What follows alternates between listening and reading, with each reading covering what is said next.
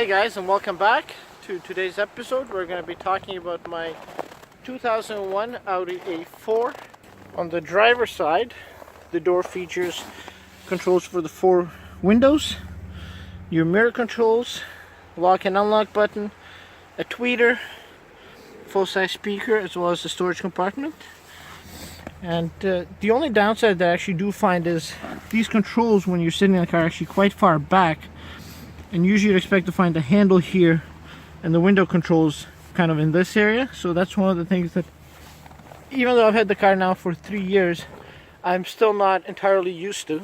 The driver's seat is quite nicely bolstered, and these are just the regular seats, so it's not the sport seats. But they do have quite a bit of a bolster on the sides and the bottom. They're fully adjustable front and back, up and down, as well as lumbar support. On the interior, this vehicle does offer some nice amenities. So starting with sitting in the driver's seat, you do get a nice 3-spoke steering wheel. It is leather wrapped.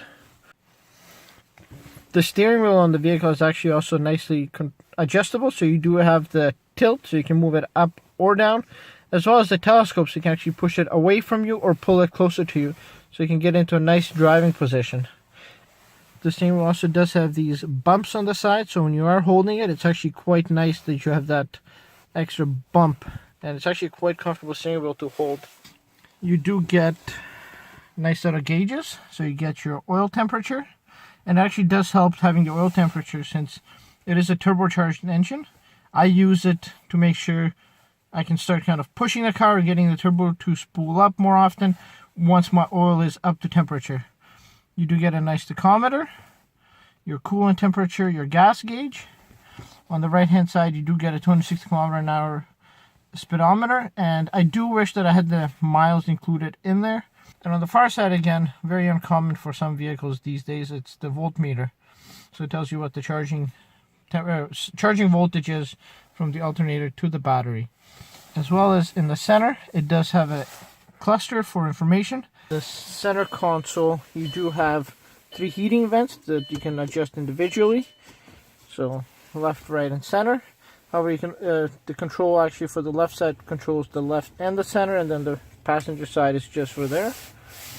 You do have your front fog light control, your rear fog light control, and the downside of this car, actually, in my opinion, is actually the cup holders. These cup holders here, they can't hold very much. I would say maybe a little toy cup. But once you have your center armrest down, I don't think you can actually put much in those cup holders. As well as in here, you have a cup holder that actually opens up quite nicely, but it is very useless. The cup holder, so it's a little flimsy, but it's not very deep. And when you do put a cup, especially if it's a bigger cup, you're always worried that it's going to spill back. At least they did make it so you can still access all the stereo controls with the cup holder extended. So 99% of the time I keep that put away. Underneath the cup holder, you do have a bit of a old school stereo. So it is an AM/FM radio with a CD player, as well as a tape deck. Not very common, but you do get a tape deck. The stereo does feature quite a few adjustments, so you can do the fade, the balance, the treble, the middle, and the bass adjustment. So you have your AM/FM. It does also have the ability to control a CD changer, which was an option on these vehicles. And something very surprising for a vehicle this age is the fact that you do have the RBDS system, which actually tells you the name of the song, the station you're listening to, or in some stations as they broadcast the weather forecast. Further below, the vehicle does have a fully automatic climate control. So you have your defrost, you can turn your conditioning on or off, you can set your temperature, you can put in a full automatic mode where you just set the temperature and you forget it. The vehicle also does have heated front driver and passenger heated seats, and below that you actually have a small ashtray compartment, and I use mine for storage of things. And one feature I do like, actually, that you can tell quality, is even when opening the cup holder, it opens up smoothly and softly, and you feel that it was actually very well built. And same thing with the bottom compartment here. When you open it, it has this nice soft open and close feature.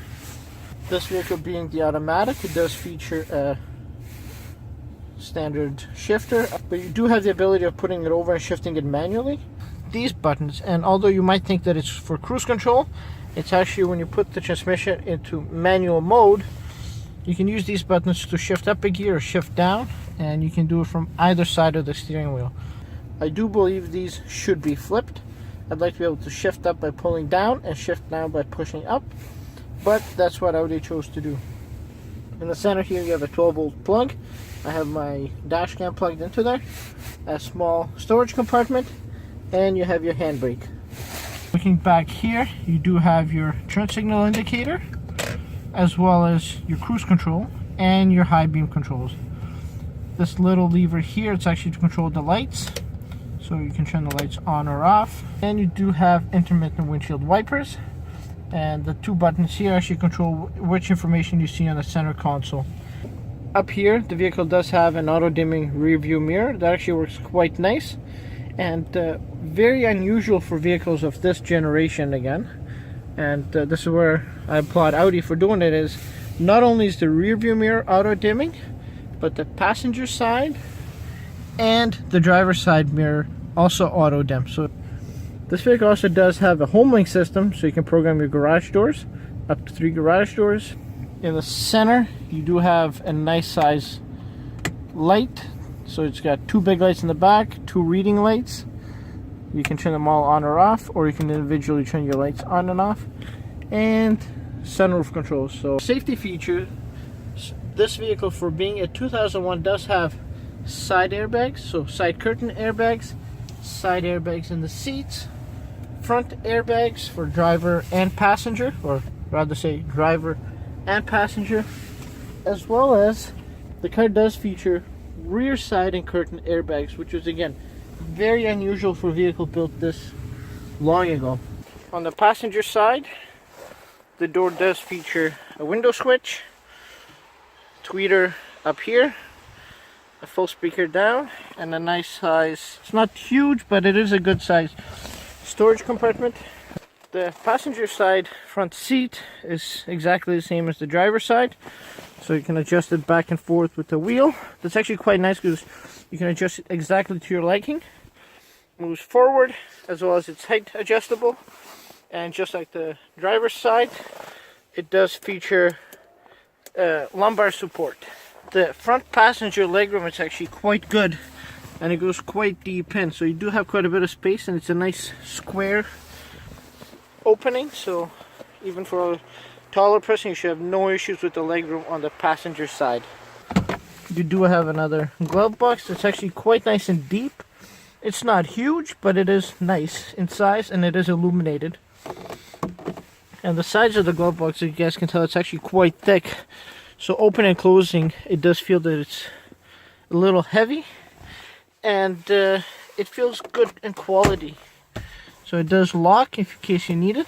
The rear doors do feature, again, power windows, a release handle to go out, as well as on this model it's actually an OEM installation of these nice side curtains. So my windows are not tinted, but having these actually does help quite a bit, especially during the summer when the vehicle is closed.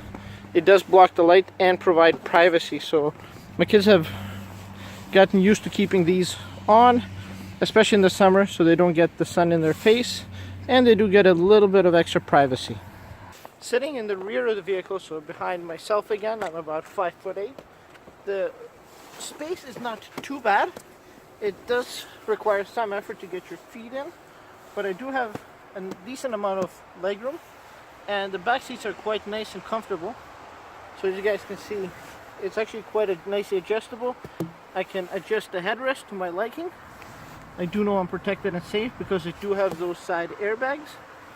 And for the back, although it does feature 3 seating positions, if it's 2 adults, I would not be able to sit anybody in the middle, not even a child. Once in the back, the 2 seats do feature a small storage net. However, there is no storage compartment in the door.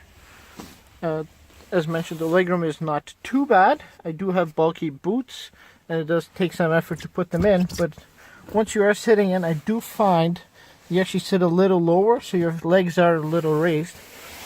In the center armrest position, you can actually lower an armrest, so you do have some extra comfort. When you open it up, it actually does come with the factory first aid kit. So you can either take the kit out and use it for storage. My recommendation would be keep the first aid kit there. You never know when you would need it. And also when the center armrest is down, you can actually open this compartment here, and that's how you access your pass-through.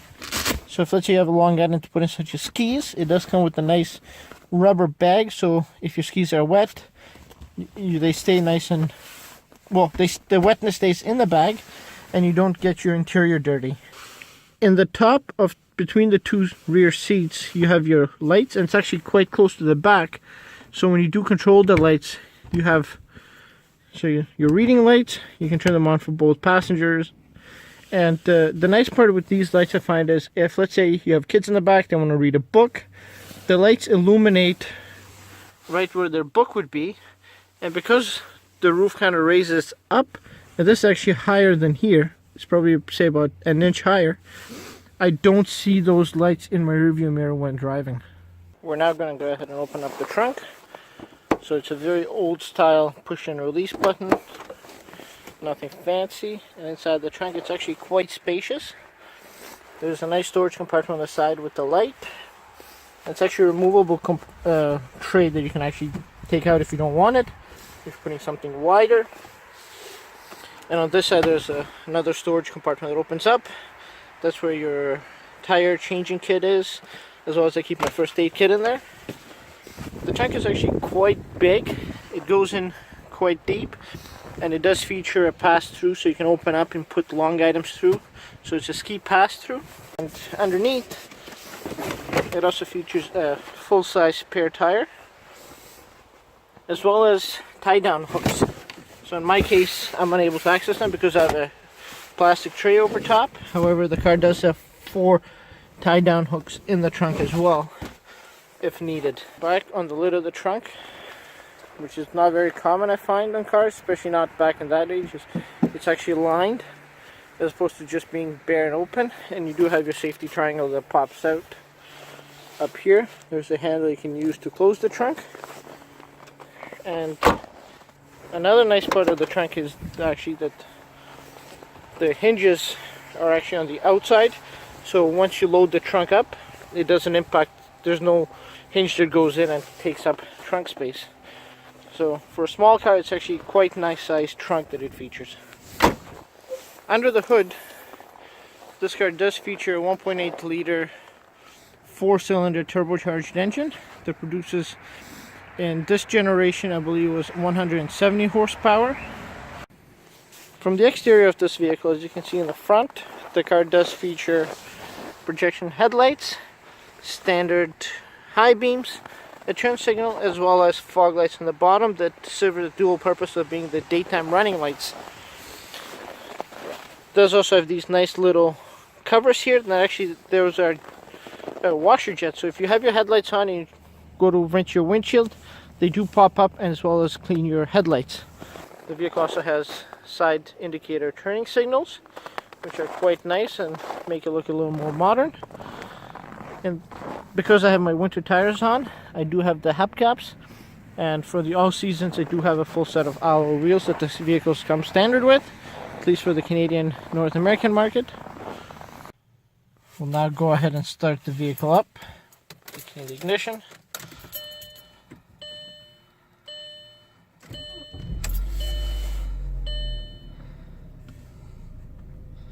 So the vehicle does normally idle nice and low, and we'll give it a rev. It is a relatively free revving engine, and we'll do another one slightly higher RPMs.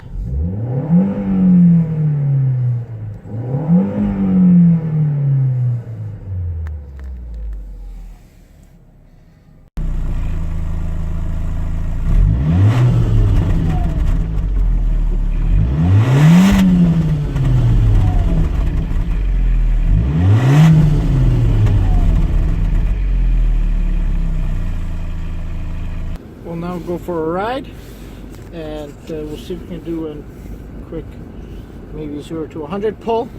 brake torque, I'll just get into it.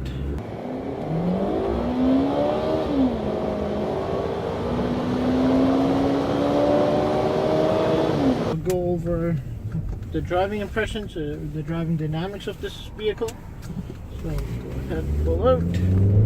And being that it's a Quattro, it does pick up speed nicely even when on wet or snowy pavement. So the car does drive very smooth for a small vehicle. When you are driving, you don't feel that you're driving a small, tiny four-door sedan. You do feel that the vehicle does have some weight to it.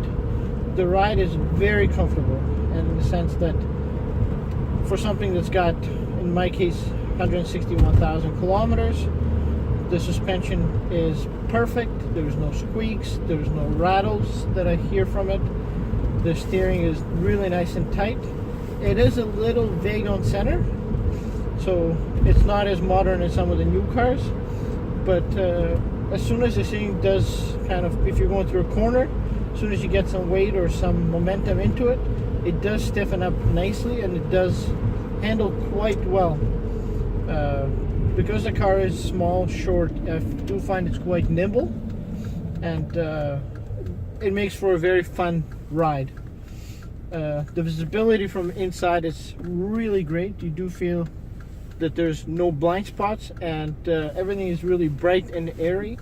The side pillars are very nice and thin, same as the B pillars and the C pillars, so you don't have those big blind spots that you do with modern vehicles. Driving the vehicle around town, it's quite nice. I do feel like it has a nice amount of power to get up and go. It's relatively quiet in the cabin for the most part, unless you're really up in the RPMs. Having the Quattro all-wheel drive system inspires a lot of confidence when driving this vehicle, and there's so much confidence that it's almost dangerous, because you really don't know where the limit is. You do always feel that you have full control, so it could be a little overconfidence inspiring, but as long as you're driving cautiously and following the rules of the road, you should have no issues driving this vehicle on dry pavement, during a rain, torrential downpour, during a snowstorm, a blizzard, ice storm. You do always feel that you have nice control over the vehicle. If I could change something, I would make the steering maybe a little stiffer. Thank you guys for watching the video. If you like what you've seen, feel free to subscribe, like, and share. And this now ends our mini series of the vehicles that I've owned and that I own. So from now on, the content will be slightly different, but I will try to get other vehicles to do more reviews with in the near future. Once again, thank you, and have yourselves a wonderful day.